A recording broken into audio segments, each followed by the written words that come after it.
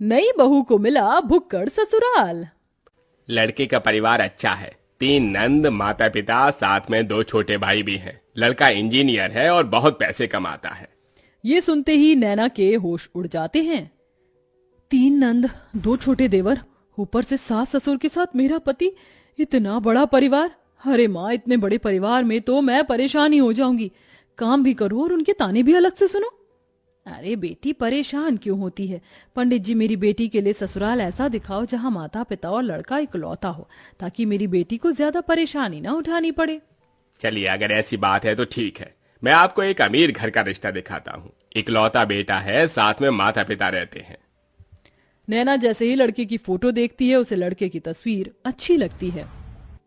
अरे लड़का तो अच्छा है, इकलौता है, परिवार भी छोटा है, और क्या ही चाहिए। माँ, मुझे लड़का पसंद है।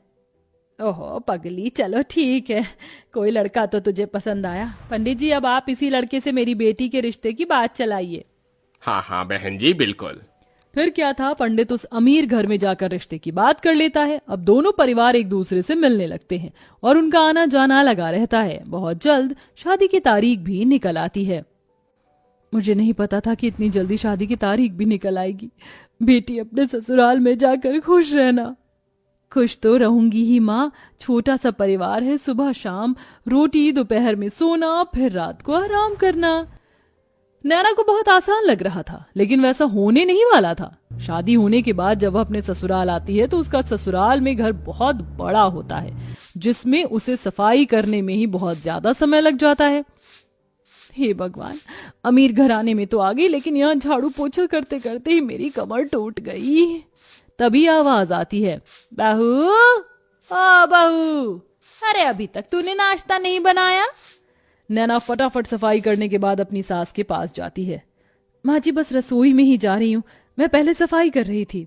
अच्छा सुनो, मेरी नंद और उसके बच्चे आज घर पर आ रहे हैं, उनके नाश्ते के लिए आलू के पराठे बना ले। और हाँ, शिवा आलू के पराठे नहीं खाता, उसे प्याज के पराठे पसंद है, उसके लिए वही बना देना। हेमलता ऐसा कहकर चली जाती है। लो जी, मिल गया ऑर्डर, अब इतने सारे लोगों के लिए पराठे बनाने होंगे।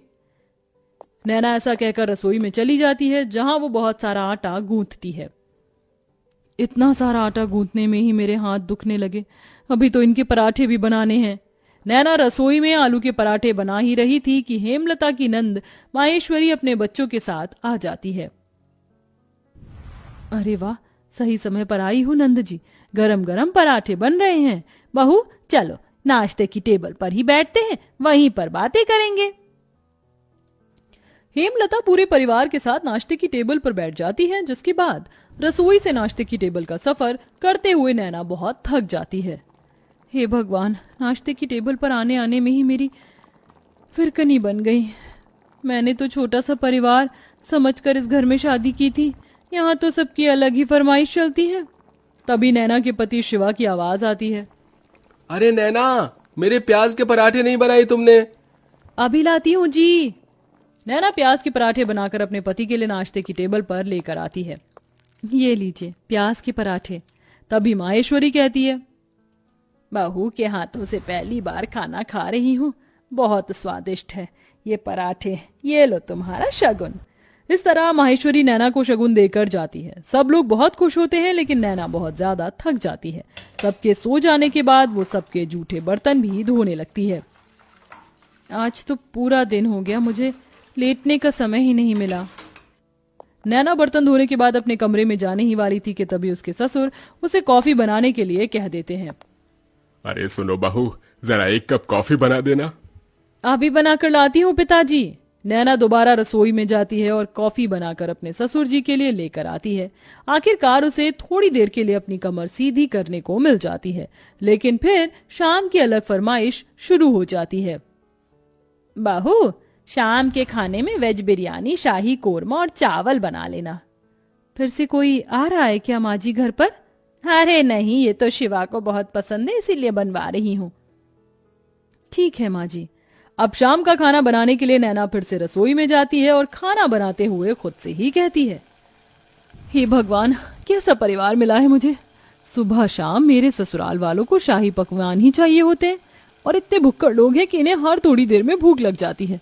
डिनर में इतना हैवी खाना कौन खाता है? मैं तो बेकार ही फंस गई इस घर में आकर। नैना ऐसा खुद से बोलते हुए खाना बनाती रहती है। उसे रसोई में बहुत गर्मी भी लगती है, लेकिन फिर भी वह खाना बनाती है। खाना तो बहू बहुत स्वादिष्ट लग रहा है, खुशबू से पता चल रहा है। हाँ हाँ, मेरी मेहनत जो लगी है, स्वादिष्ट तो होगा ही। नैना भी खाने की टेबल पर बैठकर खाना खाने ही वाली थी कि तभी किसी के आने की दस्तक होती है।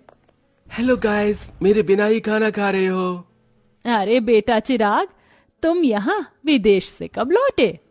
मेरे साथ मेरे कुछ दोस्त भी घर पर आए हैं। आज ही हम ऑस्ट्रेलिया से इंडिया आए हैं। कितने दिनों बाद तुझे देख रहा हूँ नैना। ये मेरे ताऊ जी का लड़का है, विदेश पढ़ने चला गया था बचपन में। मेरा जिगरी यार यही है। जाओ नैना, इन सब के लिए भी खाना परोस कर ले आओ। अगर रोटी कम हो तो और बना लेना। हेमलता ऐसा कहकर बेचारी नैना को फिर से रसोई में भेज देती है। नैना को खाने के साथ दोबारा से रोटियां भी बनानी पड़ती हैं और वो बहुत ज्यादा थक जाती है। सबको खाना खिलाते हुए उसी के लिए खाना नहीं बचता। ये लो, बस यही रह गया था, मेरे लिए थोड़ा भी खाना नहीं बचा। कैसे भुक्कड़ लोग हैं, एक बार भी मेरे बारे में नहीं सोचते हैं। नैना को बहुत बुरा लगता है। वो अपने कमरे में सोने चली जाती है। इसी तरह जब भी वह कुछ बनाया करती तो सारा खाना उसके ससुराल वाले ही खा जाते हैं और उसके लिए कुछ नहीं बचता। ऊपर से घर में मेहमानों का आना जाना लगा ही रहता है, जिसके चलते एक दिन नैना की बहुत ज्यादा तबीयत खराब हो जाती है। इनके शरीर में बहुत ज्यादा थकावट है। लगता है काफी दिनों से जरा भी आराम नहीं मिला है, इसलिए शरीर में कमजोरी हो गई है। ये मैंने दवाइयां दे दी हैं, बस आप इन्हें थोड़ा आराम करने दीजिए, जल्दी ही ठीक हो जाएंगी। डॉक्टर की ये बात सुनने के बाद हेमलता को अपनी गलती का एहसास होता है और वह अपनी बहू के पास जाकर उससे कहती है, जब से तुम इस घर के अंदर आई हो सारे काम तुम ही देख रही हो। मैंने तो कोई काम नहीं किया है और ये भी नहीं सोचा कि तुम कितनी थक जाती होगी। मुझे माफ कर देना बहू, लेकिन आज से मैं भी तुम्हारी मदद करवाया करूंगी। माँ जी, आपको माफी मांगने की जरूरत नहीं है। मैं इस घर की बहू हूँ और घर की जिम्मेदारी समझना मेरा फर्ज है। नैना इतना कह रही थी कि तभी घर पर उसकी तबीयत के बारे में सुनते ही ताई जी, मौसी जी, बुआ जी सब आ जाती हैं उसकी देखरेख के लिए। हमारे रहते बहू को एक भी काम करने की जरूरत नहीं पड़ेगी। अरे बुआ ताई जी हैं ना, और मौसी जी भी हैं, हम सब मिलकर सारे काम कर लेंगे। इस तरह सब लोग नैना की बहुत अच्छे से देखरेख करते हैं। नैना को इससे ये समझ आता है कि रिश्तेदारों का आना जाना अच्छा होता है और सबके साथ प्यार प्रेम से रहना भी बहुत जरूरी है।